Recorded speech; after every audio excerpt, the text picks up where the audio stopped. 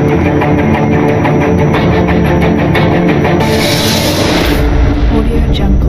students, welcome to our academy.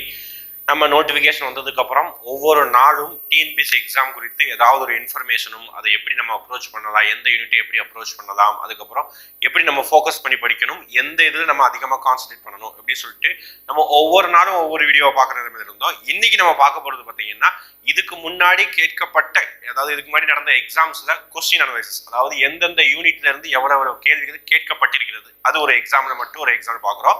அதுக்கப்புறம் லாஸ்டா நடந்த குரூப் 2 2018 நடந்த குரூப் 2ல தமிழ் கொஸ்டின்ஸ் எந்த யூனிட்ல அதிகமாக ஃபோக்கஸ் பண்ணியிருந்தாங்க, அதாவது ஆ அதுக்கப்புறம் இந்த மூணு இதுல வந்து எதுல அதிகமாக ஃபோக்கஸ் பண்ணிருக்காங்கன்னு சொல்லிட்டு நம்ம பார்க்க போறோம். ஓகே, ஃபர்ஸ்ட் இதுல வந்து 2021ல நடந்த குரூப் 1 எக்ஸாம் உடைய ஒரு கொஸ்டின் அனலைசிஸ். ஓகேவா, 2021 நடந்த குரூப் 1 உடைய கொஸ்டின் அனலைசிஸ்.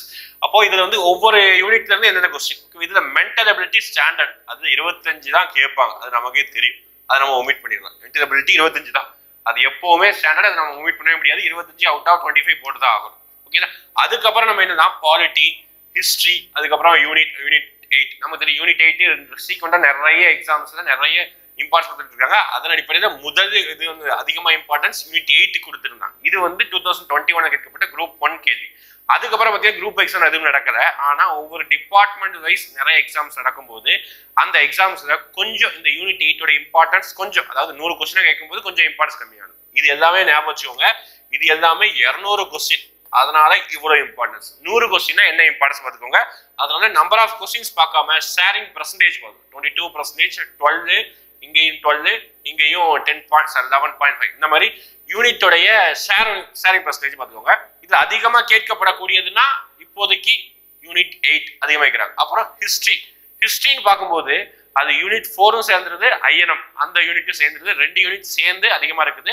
ஹிஸ்டரியிலையும் 2 யூனிட்ல எது அதிகமாக இருக்கிறாங்க நம்ம தனியாகவும் பார்த்துக்கலாம். ஓகேங்களா, அப்போ யூனிட் இது வந்து அப்புறம் மென்டல் எபிலிட்டி 25 தனியாவே, பாலிட்டிக்கு 23. நமக்கு தெரியும் பாலிட்டியில எப்பவுமே ஸ்டாண்டர்டா ஒரு சில கேள்விகள் இருக்கும், அமெண்ட்மெண்ட் அந்த மாதிரி கேள்வி இருக்குது. இப்போ இந்த லாஸ்ட் நடந்த எக்ஸாம் 23 பாலிட்டிக்கு இம்பார்ட்டன்ஸ் எப்பவும் குறையப்பட கிடையாது. அதுக்கப்புறம் ஆவரேஜ் எப்பவுமே 16, 20. பாருங்க, இது நல்லா வச்சுக்கோங்க. இது 200 கேள்விகளும் என்னவா இருந்தது, ஜிஎஸ்ஸா இருந்தது.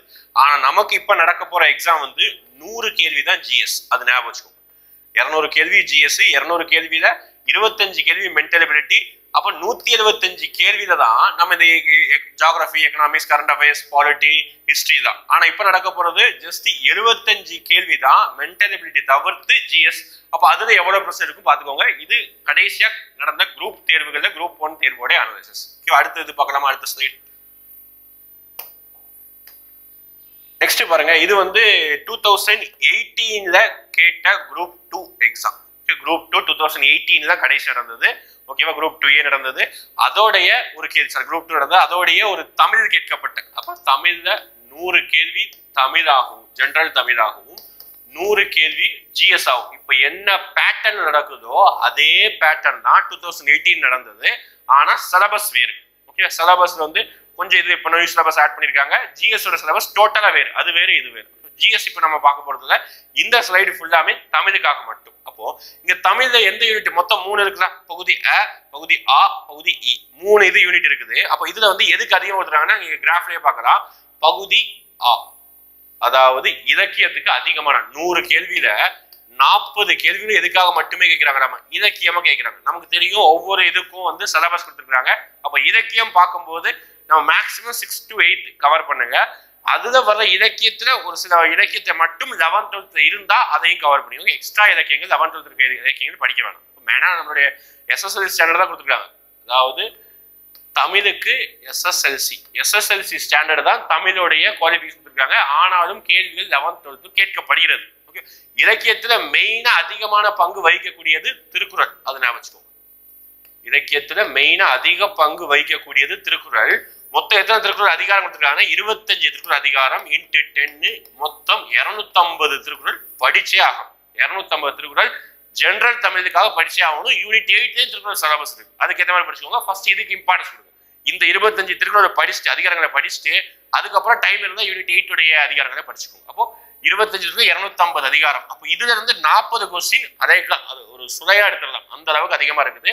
அதுக்கப்புறம் அதிக இம்பார்ட்டன்ஸ் இலக்கணம். ஓகே, இலக்கணத்தை பொறுத்த வரைக்கும் அதுல எங்கேயுமே நம்ம உட்காந்து மக்கப் பண்ண வேண்டிய தேவையே இல்லை.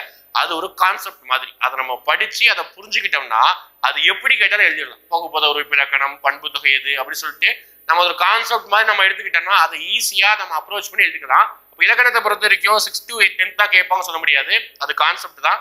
11th 12th கேட்பதற்கான வாய்ப்பு இருக்குது. 11th 12th கேட்பதற்கான வாய்ப்பு இருக்குது.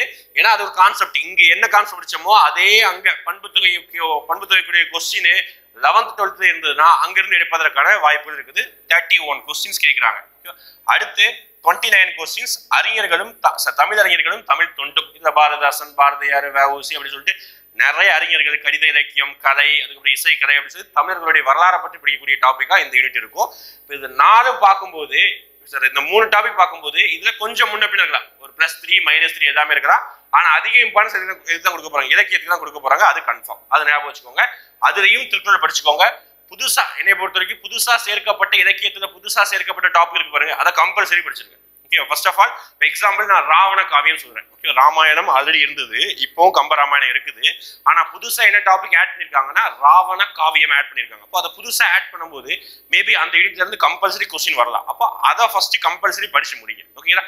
அதுக்கப்புறம் படிக்கும்போது ஸ்கூல் புக்ஸ் வைஸ் படிச்சு முடிச்சுட்டு அதுக்கப்புறம் சிலபஸ் வைஸ் ஒவ்வொன்றா படிக்க ஆரம்பிச்சுக்கோங்க. ஓகேங்களா? அப்போ இது தமிழுக்குரிய ஸ்லைட். நெக்ஸ்ட் பாருங்க, இது வந்து யூனிட் 8 அதிகமா கேட்கப்பட்ட 45 கேள்விகள்ல எந்த இதுல இருந்து கொஸ்டின் கேட்டுக்கிறாங்க யூனிட் 8. அதுக்கப்புறம் ஹிஸ்டரி, நமக்கு 2 யூனிட் ஹிஸ்டரி இருக்குது, அதுல இருந்து எங்க இருந்து. அதுக்கப்புறம் ஜெனரல் சயின்ஸ் 14 கொஸ்டின். ஜெனரல் சயின்ஸை பொறுத்த வரைக்கும் குரூப் 1 தேர்வுகள்ல அதிகமா கேட்டிருந்தாங்க. ஆனா இந்த மாதிரி இப்ப நடக்க போற 100 கொஸ்டின் அப்படின்றதுனால கொஞ்சம் இம்பார்ட்டன்ஸ் கம்மியாகும். மற்ற சப்ஜெக்ட் எல்லாம் கவர் பண்ணிட்டு கொஞ்சம் சயின்ஸுக்கு வந்து கொஞ்சம் இம்பார்ட்டன்ஸ் கொடுக்கும். அதுலேயும் சயின்ஸ்ல பிசிக்ஸ், கெமிஸ்ட்ரி அதை ஃபர்ஸ்ட் கவர் பண்ணிட்டு அதுக்கடுத்து சுவாலஜி போய்க்கும். ஏன்னா சுவாலஜி, பாட்னி இந்த 2 சிலபஸ் வந்து ரொம்ப கம்மியாக கொடுத்துருக்காங்க. அதனால பிசிக்ஸையும் அதுக்கப்புறம் கெமிஸ்ட்ரியும் படிச்சு முடிஞ்சதுக்கு அப்புறம் அதுக்கு அடுத்த டாபிக் போங்க. மீதி எல்லா டாபிக் படிச்சதுக்கு அப்புறம் கூட சயின்ஸை படிக்கலாம். சயின்ஸோட இம்பார்ட்டன்ஸ் கொஞ்சம் கம்மியா இருக்கு, கம்மியாகுது, ரொம்ப கம்மியா இருக்குது.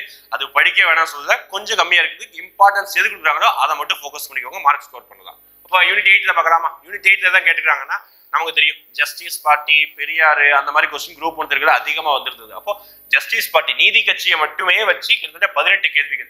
அதுக்கப்புறம் நமக்கு லிட்ரேச்சர் யூனிட் 8 இலக்கியம் டாபிக் இருக்குது. குரூப் தமிழ் எடுத்தீங்கன்னா அங்கேயும் இலக்கியம் படிக்கணும், யூனிட் 8 இலக்கியம் படிக்கணும், அது ஒரு 10 கொஸ்டின். அடுத்து திருக்குறள்ல இருந்து 9 கொஸ்டின் வந்தது. அப்புறம் role of Tamil Nadu in INM, Indian national movement Tamil Nadu, காமராஜரை பத்தி, ராஜாஜியை பத்தி, இந்த மாதிரி கேள்வி கேட்கப்பட்டது. 45 கேள்வி வந்து 200 கொஸ்டின். அப்ப நமக்கு 100 கொஸ்டின் கேட்கும் போது ஒரு ஆவரேஜா ஒரு 15ல இருந்து 20 கொஸ்டினை எக்ஸ்பெக்ட் பண்ணலாம். இதே இம்பார்ட்டன்ஸ் கொடுத்தாங்கன்னா 15ல இருந்து 20 கொஸ்டினை 75 கேள்வியில இம்பார்ட்டன்ஸ் கொடுத்தாங்கன்னா கேள்வி கேட்பது வாய்ப்பு இருக்குது. அப்புறம் ஹிஸ்டரியை பொறுத்த வரைக்கும் 2 யூனிட் இருக்குது. ஒன்னு யூனிட் 4 அதாவது ஹிஸ்டரி அண்ட் கல்ச்சர், அதுக்கப்புறம் யூனிட் 7 ஐஎன்எம். இந்த 2 யூனிட் இருக்குது. இந்த 2 யூனிட்டை பார்க்கும்போது குரூப் 1 தேர்வுல இது 15 கொஸ்டின், இது 10 கொஸ்டின் கேட்டிருந்தாங்க. இப்போ இதே அளவுக்கு 25 கொஸ்டின் கேட்க போறது கிடையாது. ஒரு 12ல இருந்து ஒரு 15 கொஸ்டின் கேட்கலாம்.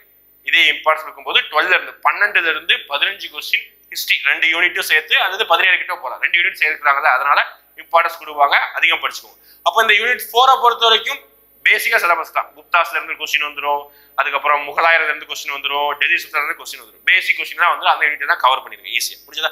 சயின்ஸை பொறுத்த வரைக்கும் இந்த சொல்லிட்டேன், இதே மாதிரி இம்பார்ட்டன்ஸ் இருக்க போறது கிடையாது. 5ல இருந்து 10 கொஸ்டின் கேட்டாலே ஒரு மிகப்பெரிய ஒரு நல்ல இம்பார்ட்டன்ஸ் தான். 5ல இருந்து 10 கொஸ்டின் இருக்குதா, ரொம்ப இம்பார்ட்டன்ஸ் கம்மியாக தான் இருக்குது. அதுக்கேற்ற மாதிரி படிச்சுக்கோங்க. அதில் பாருங்க, நான் சொன்ன மாதிரி தான். அப்போ கேட்கும் போது பிசிக்ஸ்ல 5 கொஸ்டின், கெமிஸ்ட்ரியில 5 கொஸ்டின். இந்த 2 யூனிட் ஒரு யூனிட்ல 2 சப்ஜெக்ட்ல இருந்து 5 கொஸ்டின் 10 கொஸ்டின் கேட்டாங்க.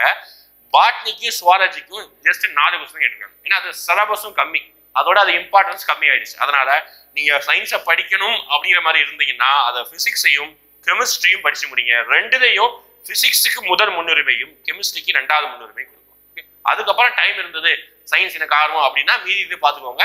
கொஸ்டின் எதுக்கு இம்பார்ட்டன்ஸோ அதுக்கு படிச்சு முடியும். ஓகேங்களா? அப்போ இந்த வீடியோவில் நம்ம வந்து கொஸ்டினுடைய வந்து எந்தெந்த யூனிட்ல எப்படி கேட்குறாங்க பார்த்துருக்குறோம். மேற்படி நம்ம என்ன சொல்ல, ஒவ்வொரு வீடியோஸ்லையும் நம்ம என்னென்ன தேவையோ, அதாவது எக்ஸாம் படிக்கிறது இன்னொரு 80 நாட்கள் இருக்குதுன்னா அந்த 80 நாட்களுக்கு முன்னாடி நம்ம எதெல்லாம் தெரிஞ்சுக்கணும், அந்த 80 நாள் நம்ம எதெல்லாம் அச்சீவ் பண்ண முடியும், அந்த 80 நாள் ஷார்ட் டியூரேஷன்ல எந்த யூனிட்டை படிச்சா ஈஸியாக கவர் பண்ண முடியும், அதே மாதிரி ஒவ்வொரு யூனிட்லையும் எதை முக்கியத்துவம், இந்த மாதிரி தான் பார்க்க போகிறோம். மேற்படி எந்த மாதிரி வீடியோ வேணும்னு கேட்டாலும் தாராளமாக அதுக்குரிய எஃபர்ட்ஸ் எடுக்க ரெடியாக இருக்கிறோம். தேங்க்யூ.